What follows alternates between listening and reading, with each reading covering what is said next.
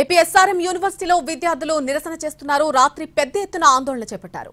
Food poison కావడంతో 4 రోజుల క్రితం విద్యార్థులు అస్వస్థతకు గురయ్యారు. లక్షల రూపాయల ఫీజులు వసూలు చేస్తూ సరైన భోజనం పెట్టడం లేదని విద్యార్థులు ఆరోపిస్తున్నారు. నిల్వ ఉంచిన ఆయిల్, ఎగ్స్, కూరగాయలు, పురుగులు పట్టినటువంటి రైస్ ను వాడుతున్నారని ఆరోపిస్తున్నారు.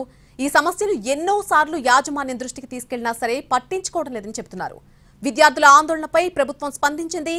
ఎస్ఆర్ఎం యూనివర్సిటీ విషయానికి సంబంధించి కమిటీ వేసి ఒక నివేదిక ఇవ్వాలని కలెక్టర్కు ఆదేశాలిచ్చింది. గుంటూరు జిల్లా sub collector, RDO, food safety అధికారులు, స్థానిక ఎంఆర్ఓ, డీఎస్పీతో కమిటీని కూడా నియమించారు.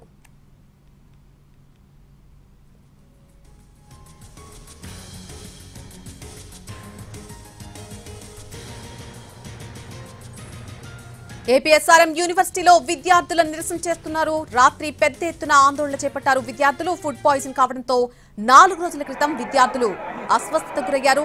లక్షల రూపాయల ఫీజులు వసూలు చేస్తూ సరైన భోజనం కూడా పెట్టడం లేదు అంటూ విద్యార్థులు ఆరోపిస్తున్నారు. నిల్వ ఉంచిన ఆయిల్, గుడ్లు, కూరగాయలు, పురుగులు పట్టినటువంటి రైస్ వాడుతున్నారని విద్యార్థులు ఆరోపిస్తున్నారు.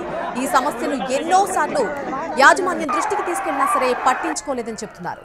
విద్యార్థుల ఆందోళనపై ప్రభుత్వం వెంటనే స్పందించింది. అలాగే ఎస్ఆర్ఎం యూనివర్సిటీ ఇష్యూకి సంబంధించి కమిటీ వేసి నివేదిక ఇవ్వాలని కలెక్టర్కు ఆదేశాలు జారీ చేసింది. గుంటూరు జిల్లా sub collector, RDO, food safety అధికారులు, అలాగే స్థానిక ఎంఆర్ఓ, డీఎస్పీతో కలిపి ఒక కమిటీని ఏర్పాటు చేశారు.